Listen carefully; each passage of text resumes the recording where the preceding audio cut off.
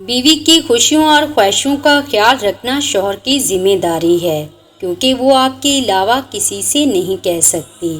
شوہر کا پیار، وقت، توجہ ہی بیوی کے لیے سب سے بہترین تحفہ ہے۔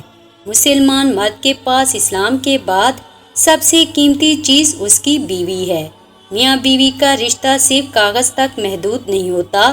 اس رشتے کی خاصیت یہ ہے کہ آپ اپنے ہمسفر کی تکلیف کو، پریشانی کو اور تھکاوٹ کو خلوص دل سے سمجھیں۔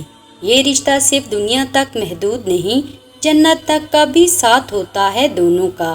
شوہر کا تھوڑا سا احساس کرنا بیوی کے سارے غم ہلکے کر دیتا ہے۔ جب بیوی شوہر سے پیار سے بات کرتی ہے، شوہر کا دل گھر میں زیادہ لگتا ہے، اور اسی طرح جب شوہر پیار سے بات کرتا ہے تو بیوی کے لیے دنیا جنت سے کم نہیں ہوتی۔ اپنے شریک حیات کے تمام عیب معلوم ہونے کے باوجود اس کے ساتھ زندگی گزارنا ہی اصل محبت ہے۔ قرآن نے میاں بیوی کو ایک دوسرے کا لباس قرار دیا ہے۔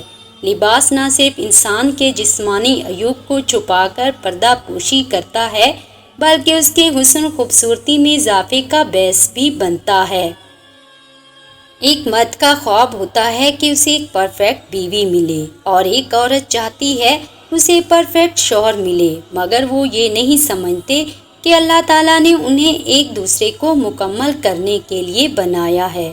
بیوی ناراض ہو کر شوہر سے بولنا چھوڑ بھی دے، مگر شوہر سے محبت کرنا اور فکر کرنا پھر بھی نہیں چھوڑتی۔ بیوی کو پیار کی مار مارو اور شوہر کو اطاعت کی، پھر یہ بیوی تمہاری زندگی کو جنت بنا دے گی اور شوہر تمہیں اس جنت کی مالکن بنا دے گا۔ بیوی اپنے شوہر کے معاملے میں بہت حساس ہوتی ہے، اپنے خامند کی ذرا ذرا سی توجہ پا کر بہت خوش ہوتی ہے۔ گھر میں عورت کا ذہنی سکون بہت ضروری ہے، کیونکہ عورت سے بچے نہیں پالتی بلکہ پوری ایک نسل کی پرورش کرتی ہے۔